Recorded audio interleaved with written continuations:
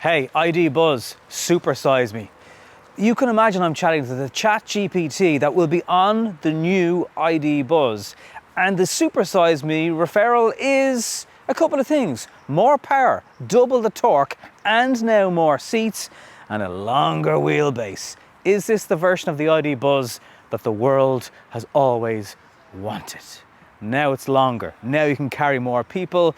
It's even got a bigger battery these days, 79 and 86. It's a CATL battery, and if you go for the long wheelbase version of the Buzz, you can get the extended range battery, up to almost 500 kilometers on a single charge. So today on Nobby on Cars, we're going to have a look around this new improved version of the ID Buzz in rainy, yes, it's raining again on another trip I'm on, Hanover. One thing I cannot wait to show you, so I just got to go straight into it, is on this new version of the extended long wheelbase Buzz.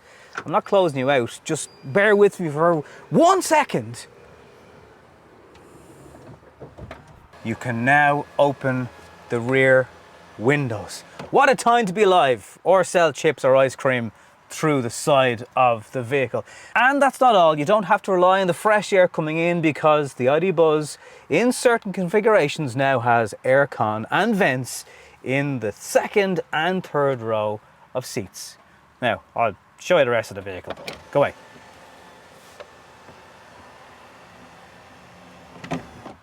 So onto the back we go. We still have the rear quarter with these inserts. It's essentially the ID Buzz as we know it. It's just stretched, if that is the best way to describe it.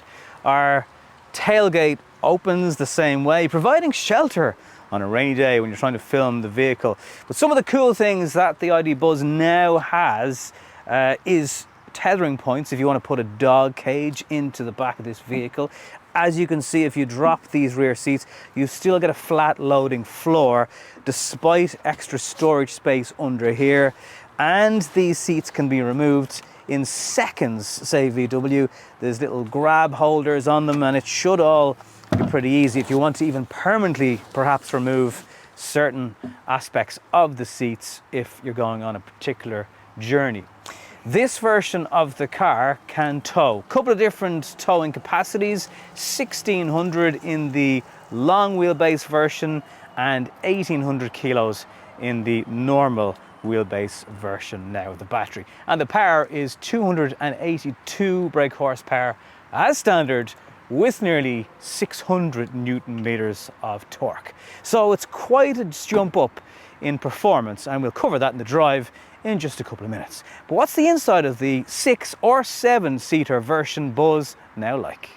When it comes to MPVs, Volkswagen know a thing or two, because they have history in the game. The Transporter, the Caravelle, now the Multivan, and also now the Buzz. So this second row seat has all this individual configuration. With just one hand, you can pull the lever and put this seat fully flat, for example, and still have 2 seats here. There's ISOFIX points on either side of the benches and 2 further ISOFIX in the rear of the vehicle. And let me give you an idea. So if you're used to 7-seater vehicles, there's usually a bit of compromise for the rear knee room. Not so much the case in this vehicle. As you can see, there's still tons and tons of knee room and space for feet, and you'll be able to charge devices back here and also get some air. So it's a far more comfortable place to sit perhaps than the 5-seater version of the car. And these massively supportive headrests and neck support make the back really comfortable for grown adults, which not always is something you can do in an MPV, but the Buzz just manages to achieve it without any issue. It's also easy as a child or an adult to get out here. You just pull the lever on the top of your seat and you can push this seat forward and easily climb out of the vehicle, returning it to its natural position and saying good night. Oh my God. Nice bright white textures and colors inside this updated version of the ID Buzz. A couple of really handy things. One, an ice scraper, which even in July you wouldn't know in Germany do you need one. And if you're camping somewhere or just having a picnic, you have a bottle opener which also operates as dividers down here to keep things secure.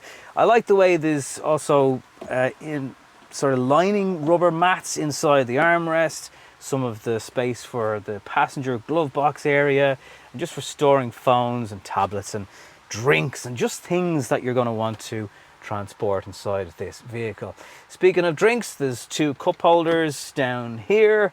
Nice little bit of damping on this, and it clicks securely into place, so that is going absolutely nowhere. We have a little bit of silver trim going on at the top of the dashboard, this wood grain effect as well, which is smooth to the touch. It looks like it should have a wood effect inside. And then you come around to a 12-inch plus screen, which houses 5.0 software. This should be a case of ID buzz and not ID bugs when it comes to some of the software glitches that we've seen in the past. But Volkswagen are working hard and investing quite a lot of money to make sure the software is working from now on. Also, in this latest version, you can now precondition your ID buzz to go to a charger. So you click the optimize button and you can hopefully give the battery some assistance temperature-wise to achieve some good optimum charging speeds. Like many cars sold in Europe now, you will have some driver assistance. So when you fire up the vehicle, you can click on assist, and the first thing you'll probably want to cancel is speed warning, but it's there and it's easy to do. And the climate control buttons are always displayed down at the bottom of your screen. The haptic buttons remain. I've only turned the heated steering wheel on twice by mistake today, Your Honour, but it's something that you may or may not get used to. These captain style seats have armrests on both sides, so even when you're driving, this doesn't actually manage to get in the way.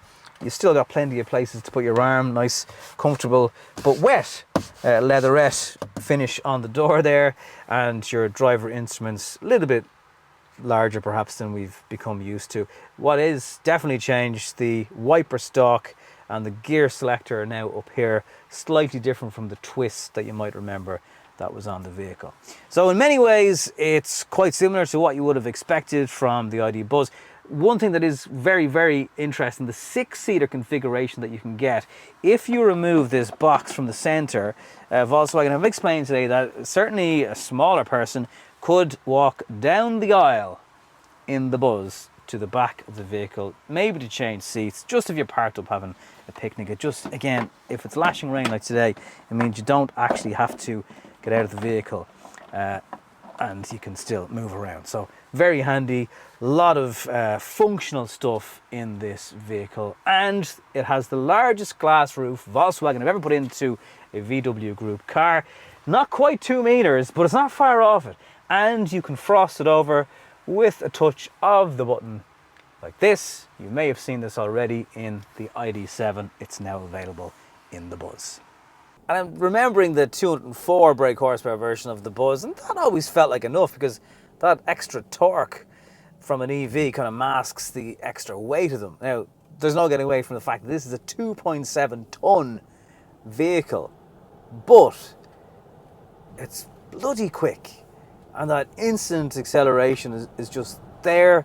And it's something of this size, because you are conscious now in this long wheelbase version that you're driving something a little bit bigger than you might be used to. It certainly does feel a bit longer anyway, as it should.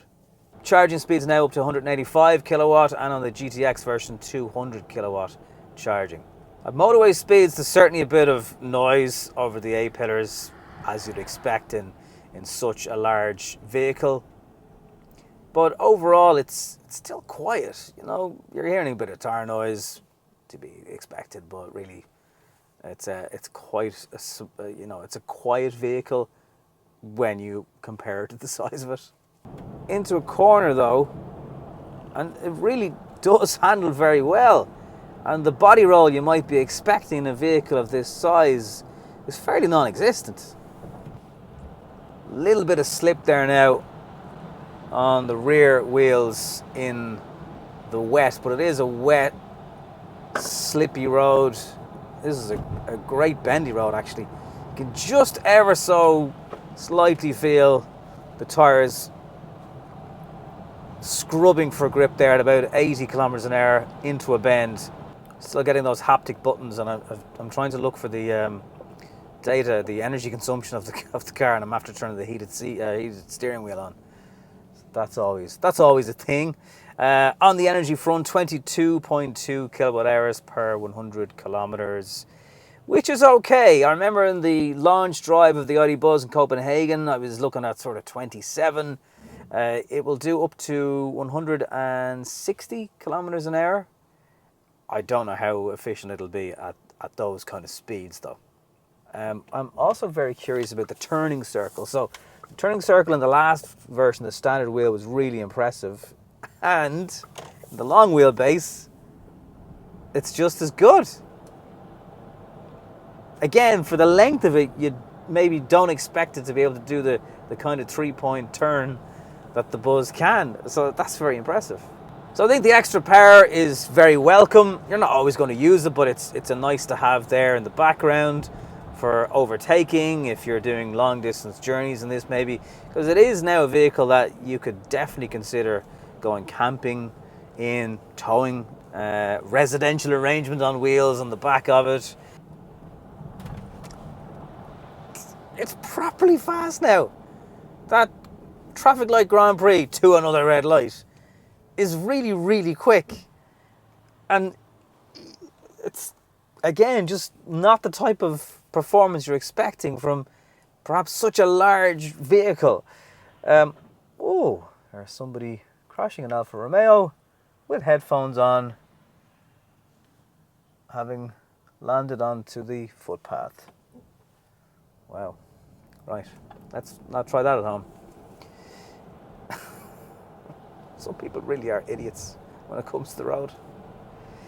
And get good tyres. We're now looking at 282 brake horsepower on tap, all the torque, plenty of grip, good road holding despite the fairly hefty weight of this thing. I've always loved the ID Buzz. It's a really quirky vehicle. There's a huge sense of fun with it, and I think that will be part of ownership on a daily basis. It's a vehicle that you really can't help but love. Does it quite match the heritage of the famous Bully? Well, perhaps not, but it's a version of a Bully for the modern age. It's also the 7-seater or 6 version. It's the version we really needed from the start. Fair to say that maybe sales of the Buzz, particularly in Ireland, haven't been as strong as Volkswagen would have liked. Maybe now this longer version with up to 7 seats opens up this vehicle to more people, because just for the size of it, it didn't make sense to only have 5 seats on board. And now the fact that it's properly quick, never mind the GTX version, again, it should appeal to more people on that basis. The ID Buzz Long Wheelbase, it's full of safety features, but one thing that's very important to let you know about before we go today, if you're worried about your kids being in the back and opening the door into oncoming traffic, there's now an exit warning system that will alert the driver and prevent the door opening into traffic, or a cyclist or a pedestrian. It's very, very handy. I don't have prices for either the long wheelbase version or the GTX version, and there will be a video review of that as well. They will be coming soon.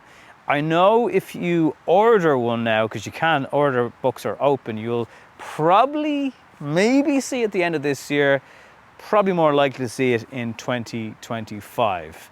But the ID Buzz now has more power, more space, more toys and gadgets, faster charging speed, and a better range. It is sort of a case of now what is not to like, apart from the price, which we just don't know yet. What do you think? Is it now the car it needed to be in 6 or 7 seat configuration? Leave the comments down below. Thank you very much for watching today. You might consider subscribing to the channel if you've come this far. And goodbye from rainy Hanover.